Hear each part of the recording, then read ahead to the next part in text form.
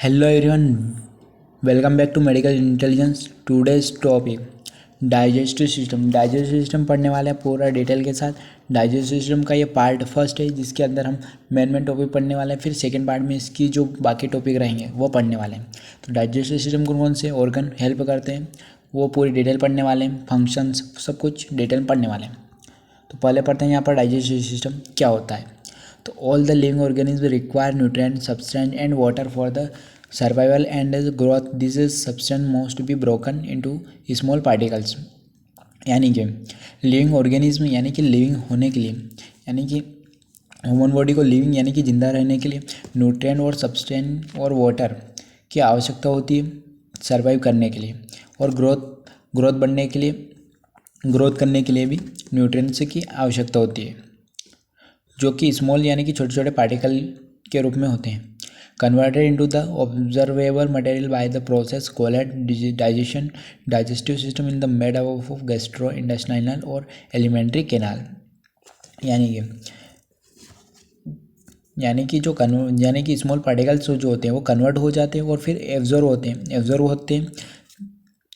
होते हैं जिसमें प्रोसेस होती है डाइजेशन। ये डाइजेशन प्रोसेस होती है जो कि एलिमेंट्री कैनाल जो होती है एलिमेंट्री कैनाल के अंदर होती है प्रोसेस। तो एलिमेंट्री कैनाल जो होती है हमारी माउथ से लगाकर तो जो हमारे जो डाइजेस्टिव यानी कि हमारा जो इंटेस्टाइन स्मॉल इंटेस्टाइन और इंटेस्टाइन है वहाँ तक लगाकर पूरी एलिमेंट्री कैनाल के अंदर आता है। पूरी प्रोसेस डाइजेस्टिव सिस्टम की प्रोसेस आती है। एलिमेंट्री कैनाल जिसे कहा जाता है माउथ से लगाकर जो इंटेस्टाइन होती है हमारी वहाँ तक एलिमेंट्री कैनाल होती है। And the accessory organ which is help in the presence of the digestive and absorption GIT tract भी कहा जाता है। Gastro intestinal tract is a tuber structure extended from the mouth up to the anus with a length of about 30 feet is opened to external increments of both end part GIT tract। तो यहाँ पर जो GIT track होता है इसकी 30 feet की लंबाई होती है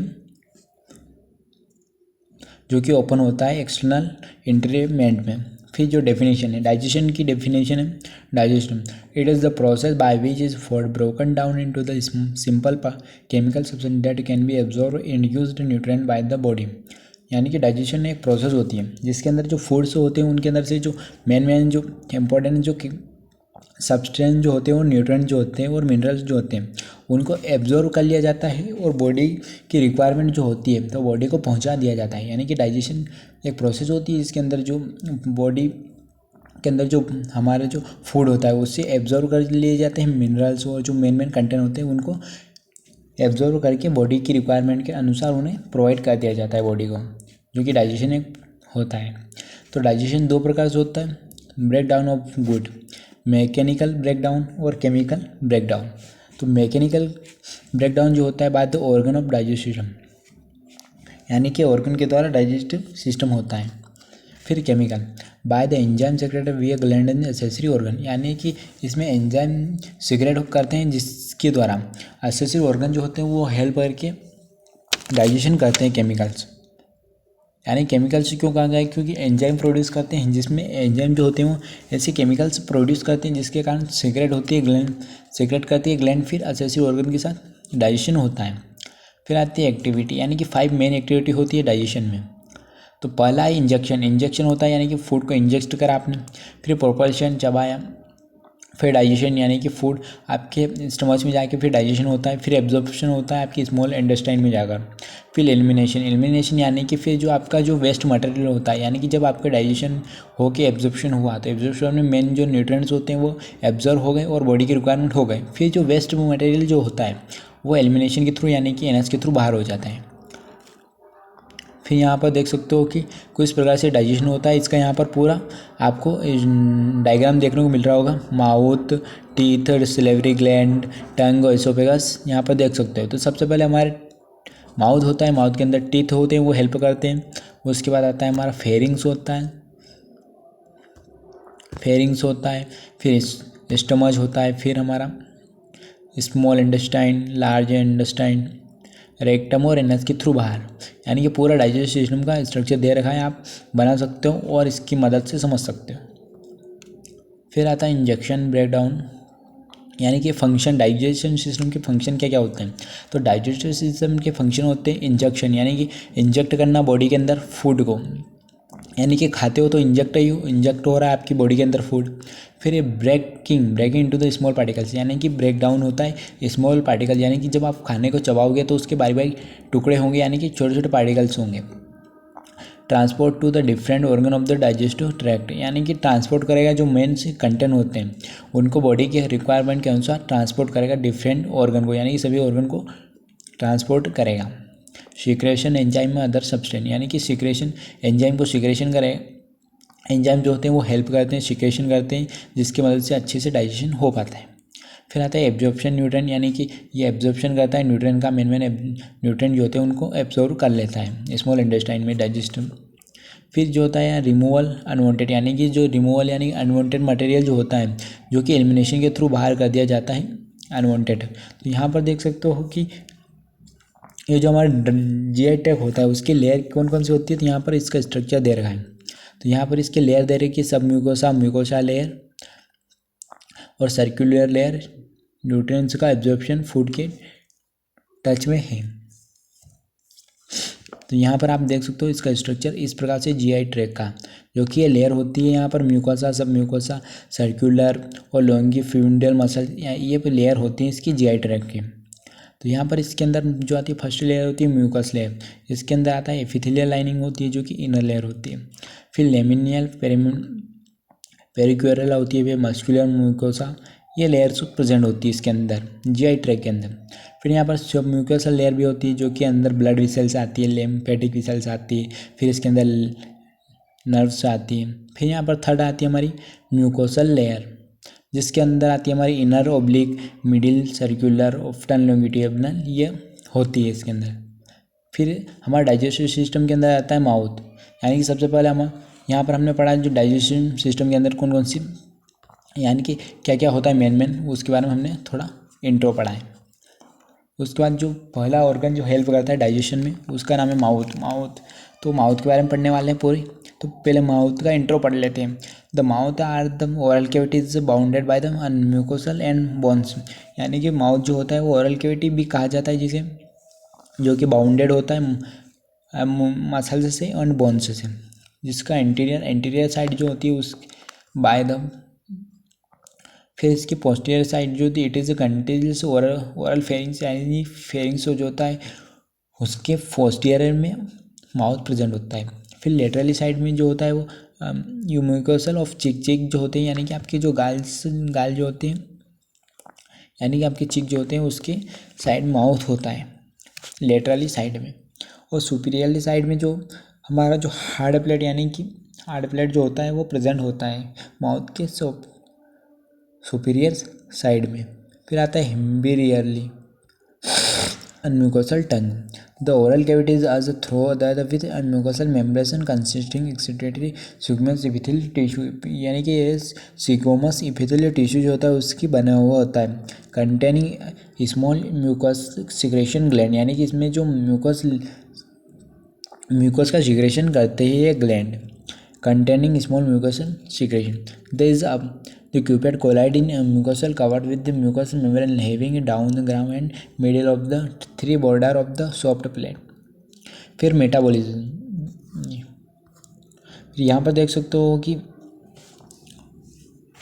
यहाँ पर डाइजेस्टिव सिस्टम जो माउथ होता है उसका यहाँ पर स्ट्रक्चर दे रखा है, माउथ के अंदर आता है, फिर स्टमच के अंदर आता है, फिर यहाँ पर पेंक्रियाज दे रखा है, स्मॉल इंटेस्टाइन, लार्ज इंटेस्टाइन यहाँ पर दे रखा है, इसका डायग्राम बना सकते हो।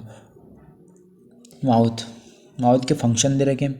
Mouth oral cavity and buccal cavity होती है, is an Oval shaped cavity onside the skull, यानी कि माउथ जो होता है वो ओरल कैविटी के अंदर आता है, इसके अंदर बक्कल कैविटी भी होती है, और जो इसका शेप होता है वो अनसाइड द स्कल जो होता है उसके अनसाइड में प्रेजेंट होता है।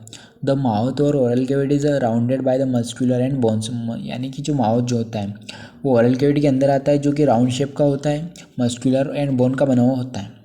इट इज़ लिज throughout with the mucus secrete gland, यानी कि ये म्यूकस जो होता है उसका सिक्रेट भी करता है इस पार्ट ऑफ माउथ के कौन कौन से पार्ट होते हैं। तो पहला पार्ट है लिप्स, यानी कि आपके जो होठ होते हैं वो पहला पार्ट है।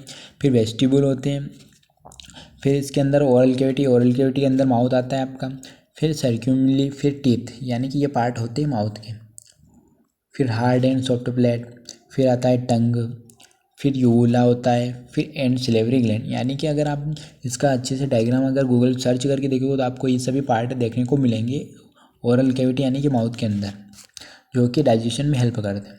फिर यहाँ पर देख सकते हो vestibule, the vestibule is the area of between the teeth, lips and cheeks. फिर यहाँ पर वेस्टिबुल जो होते हैं हमारे,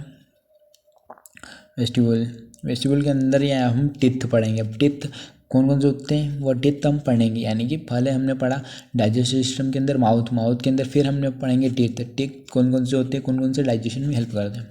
तो teeth are the embedded in the socket of alveolar trinket of the middle and medulla upper jaw यानी कि 2 सेट के टीथ होते हैं, एक टेम्परेरी होते हैं, एक परमानेंट टीथ होते हैं। तो टेम्परेरी टीथ को हम teeth dumps, primary teeth, milk teeth, baby teeth, यानी कि इन नाम से हम पुकारते हैं। सेकंड जो परमानेंट टीथ होते हैं, यानी कि आपकी जो परमानेंट टीथ होते हैं वो हमेशा उम्र भर रहते हैं।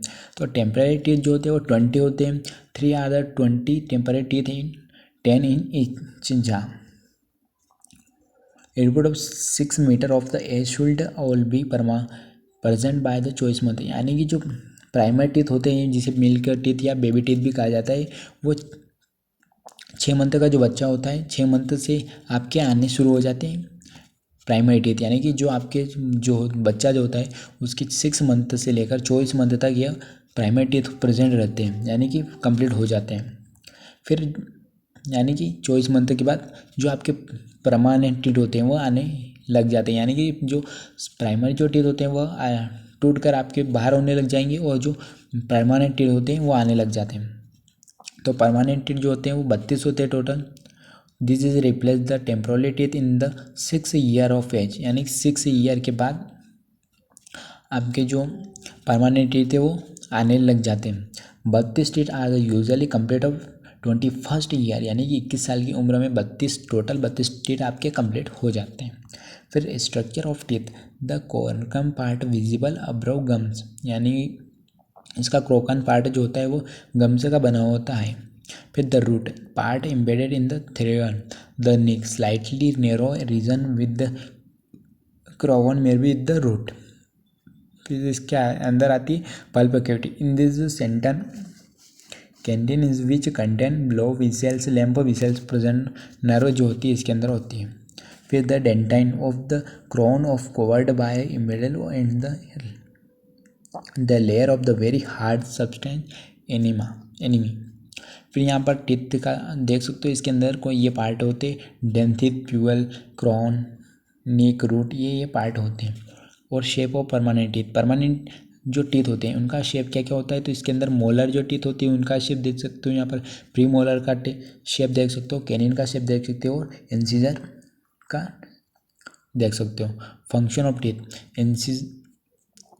फंक्शन कौन कौन से करते हैं, तो इंसिजर जो होते हैं वो canine for the creating in being, यानी कि ये कट करने का जो काम वो इंसिजर टीथ करते हैं। फिर जो होते हैं pre molar and molar for chewing, यानी कि चबाने का काम जो है वो प्री मोलर और मोलर करते हैं। फिर आते हैं ड्यूबुलर एंड परमानेंट डिमिट्यूनरी। तो यहाँ पर देख सकते हो ये टीथ होते हैं, यहाँ पर देख सकते हो इनका स्ट्रक्चर बना रखा है और इनके नेम्स यहाँ पर लिख रखे हैं अपर टीथ में देख सकते हो। फिर यहाँ पर तो यहाँ पर देख सकते हो कि हमारा जो फर्स्ट पार्ट है डाइजेस्टिव सिस्टम का वो कंप्लीट हो गया है, जिसके अंदर हमने उसका इंट्रोडक्शन पढ़ा है डाइजेस्टिव सिस्टम का। उसके बाद हमने माउथ पढ़ा है और माउथ के बाद हमने टीथ पढ़ा है। तो सेकंड पार्ट में हम पढ़ेंगे टंग पढ़ेंगे, टंग के बाद फिर हम स्टमच पढ़ेंगे, फिर हम लीवर पढ़ेंगे, फिर हम स्मॉल इंटेस्टाइन और लार्ज इंटेस्टाइन पढ़ेंगे। तो तब तक के लिए हमारे चैनल को सब्सक्राइब कर दीजिए और वीडियो को लाइक कीजिए और सेकेंड पार्ट में आप पढ़ लीजिए।